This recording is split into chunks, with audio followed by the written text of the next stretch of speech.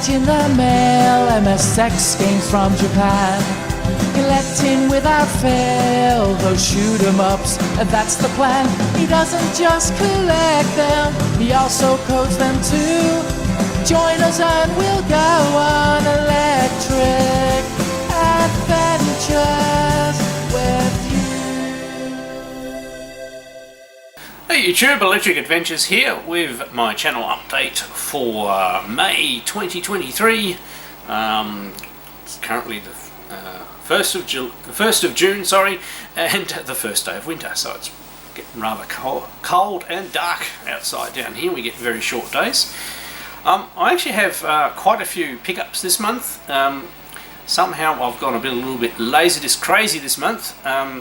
In my defence, a whole heap of these Laserdiscs I got, I ordered probably 2 months ago from a guy on the mainland, and he took a little while to post them. They were fairly large. What I'll do is I've got a couple of modern pickups up first, so try and do them in the order. So I pre-ordered this game, and I haven't actually started playing yet, but I got Star Wars Jedi Survivor.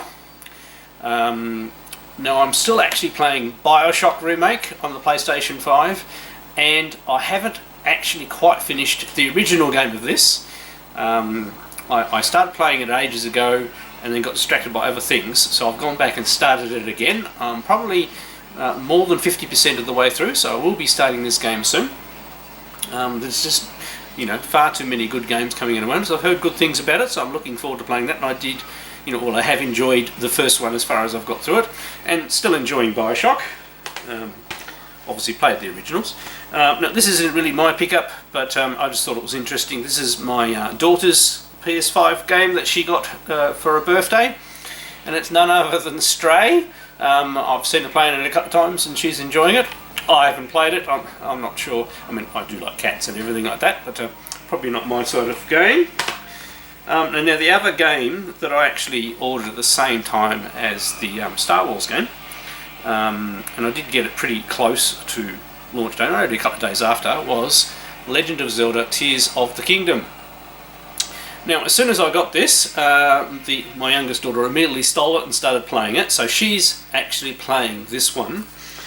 The other thing, I haven't actually had my own personal Switch for a while, even though I've got a few Switch games, but since Christmas I have had my own Switch and I've been playing through games, but my daughter had unfortunately lost her copy of Breath of the Wild. We have the case, we didn't have the game, so I still hadn't actually played Breath of the Wild.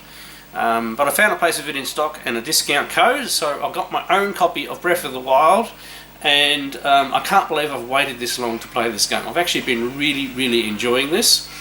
And interesting enough, with both myself and my daughter playing on the Switch the two Zelda games, my wife has expressed interest in getting her own Switch for her birthday coming up in August, so I'll see if I can get her the Zelda Special Edition Switch, because there's stock of those around, and to differentiate it from my Switch and my daughter's Switch as well. And that'll also give her a digital copy of the new Zelda game, and hopefully by then I finish this one, she can have this one and I can move on to the next one. So they're all the modern-ish pickups. Now the rest of the pickups are actually spread about in this room and are a bit larger. So what I'm going to do, I'm going to switch over to the camera, and we'll do a bit of a walk around, and you can see. So this place was clean and now it's a mess again, but you'll understand why in a second. Okay, so on Handycam. So one interesting thing is there's two arcade cabs here missing here. They're my two cocktail cabinets, the one I normally have Space Pilot in, and my multi-Williams, my other cocktail that has a Williams multi-board in it. They've gone off to the local Dark Mofo Festival for a special display, which hopefully I'll have more information and video about next month. It's actually really interesting. They've actually discovered that the cinema and arcade that I used to frequent when I was a kid, like the very first one that I had, is actually still there underneath the city block, and as part of the Dark Mofo Festival they're going to open it up again. it was also a bingo hall for many, many, many years afterwards. So they're actually going to open a bingo hall, but they're going to have there's a complete working cinema under there, and they're just going to have some sit-down cocktails as a bit of a display. So I'll be interested to see what they put out. I've been working on this large cab. I've done a separate video on that. I'm currently taking the controls apart, but they're not the pickups. So let's come over this way. As you can see on the floor, when the arcade operator came and took the cocktail cabinets away for Dark Mofo, he also gave me 1, 2, 3, 4, 5 CRT arcade tubes. They're all unknown condition and a couple of different models. Pardon me. I'm hoping this one looks like a test rig, that it's actually working, and some of the others, I'll just have to, they are all fairly similar pin outs. We also have 2 boxes of chassis. No idea of their condition and everything like that. He's just grabbed stuff out of his storage, and he's basically giving those to me. But I need a little bit of time. I've actually got a week off coming up shortly, and I'm going to try and test these and see what condition they're in. More than likely, I'll have to, refurbish the chassis and everything like that. But we'll see how many working tubes to get. These are all 20-inch tubes. Obviously, they're not going to help me out with the Big Beastie arcade, but I do have this big CRT TV that I can maybe use for that. Now, for the other pickups. We have a rather large pile of Laserdiscs here. I'll do them in reverse order just because of how I've stacked them. So this lot here was a pickup from a local long-term friend. It's a bit of a mixture. They're all they're not Japanese ones, so they're all Western ones. They're all either NTSC or PAL. So we have, and they're a mixture of movies and some music ones. So you've got Billy Joel live at Yankee Stadium. We have Lethal Weapon, Under Siege, True Lies, which is the gatefold edition, which is quite nice. It is a pan and scan though, not a widescreen. The Silence of the Lambs, Dumb and Dumber, Cliffhanger, a really good movie, The Long Kiss Goodnight. Some of them have plastic protectors too. Backdraft.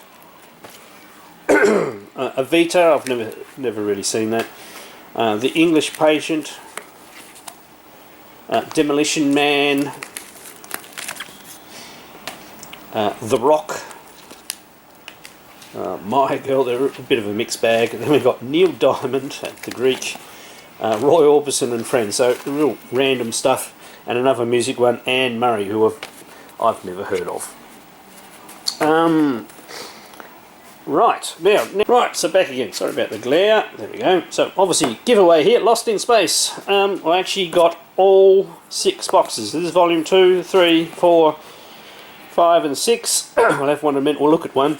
As a bonus, he sent me a copy of Stargate, actually, which I was watching last night with my wife. It got a bit late, so we're actually up to the second disc. So to the exciting bits of the movie.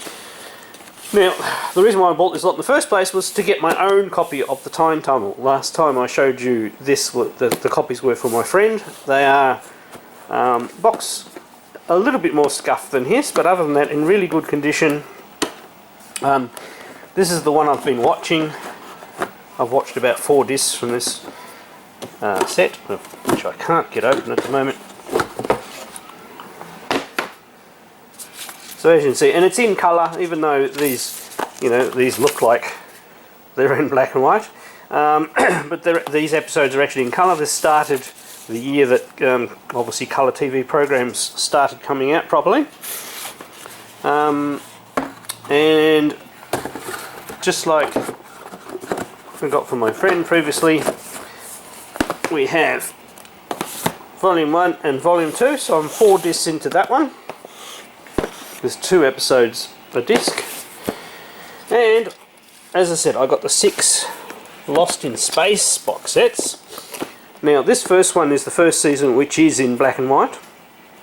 I believe once I get to the second box it will switch to colour, but it's in very good condition.